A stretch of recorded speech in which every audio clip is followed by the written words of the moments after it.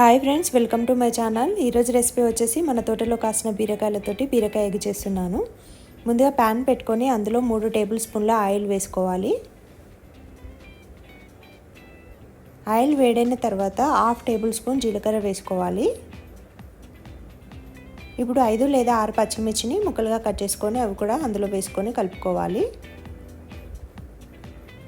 పచ్చిమిర్చి వేగిపోయిన తర్వాత మనం ముందుగానే కట్ చేసి పెట్టుకున్న ఆనియన్స్ని కూడా అందులో వేసుకోవాలి.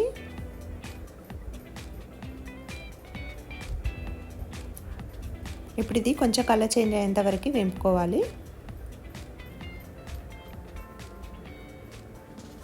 ఇప్పుడు ఇందులోకి 1 టేబుల్ స్పూన్ అల్లం వెల్లుల్లి పేస్ట్ వేసుకోవాలి.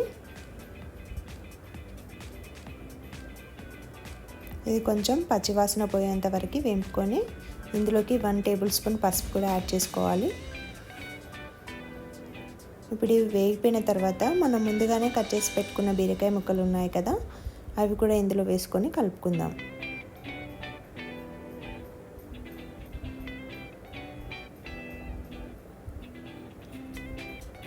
ఇప్పుడు ఇవంతా కలిసేట్టుగా కలుపుకొని మూత పెట్టుకొని 5 లేదా 10 నిమిషాలు ఉడికించుకోవాలి.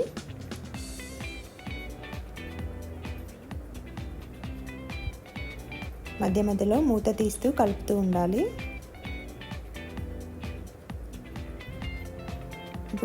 ఇప్పుడు 2 టేబుల్ స్పూన్ల ఉప్పు వేసుకోవాలి.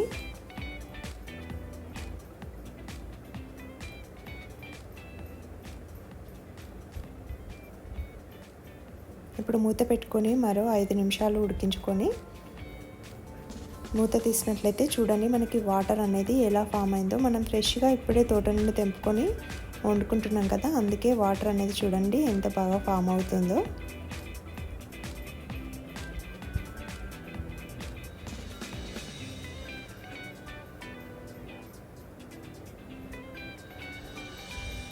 ఇప్పుడు ఇందులోకి మనము 1 టేబుల్ స్పూన్ ధనియా పౌడర్, అదేవిధంగా 3 టేబుల్ స్పూన్ల కారం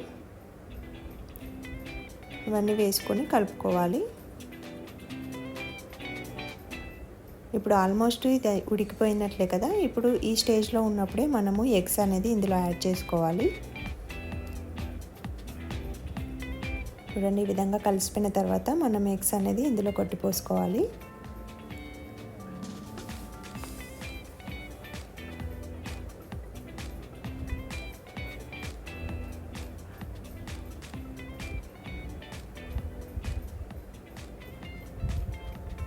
నేనైతే ఇక్కడ 6 గుడ్లను అయితే వేసుకుంటున్నాను.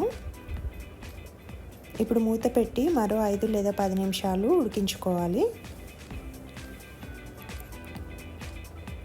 మధ్యలో మూత తీసి మనం నిదానంగా ఇవైతే టర్న్ చేసుకోవాలి.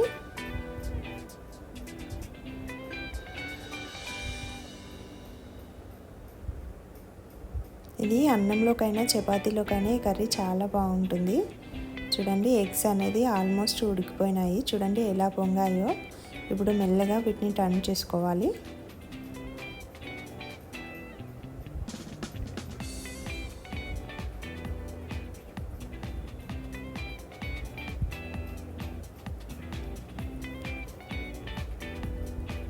ఇప్పుడు మరో 5 నిమిషాల పాటు మూత పెట్టుకొని ఉడికించుకున్నట్లయితే మనకైతే ఎంతో టేస్టీ అయిన బీరకాయ ఎగ్ కర్రీ రెడీ అయిపోయినట్లే. చూడండి, ఆయిల్ అనేది ఇలా బయటకు వచ్చినట్లయితే మన కర్రీ అయితే రెడీ అయిపోయినట్లే.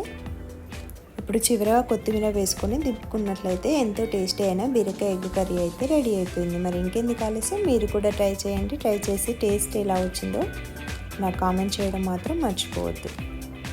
నా ఛానల్ని కనుక మీరు మొదటిసారి చూసినట్లయితే ప్లీజ్ సబ్స్క్రైబ్ చేసుకోవడం మాత్రం మర్చిపోవద్దు. ఈ వీడియో కనుక మీకు నచ్చినట్లయితే ప్లీజ్ లైక్ చేయండి.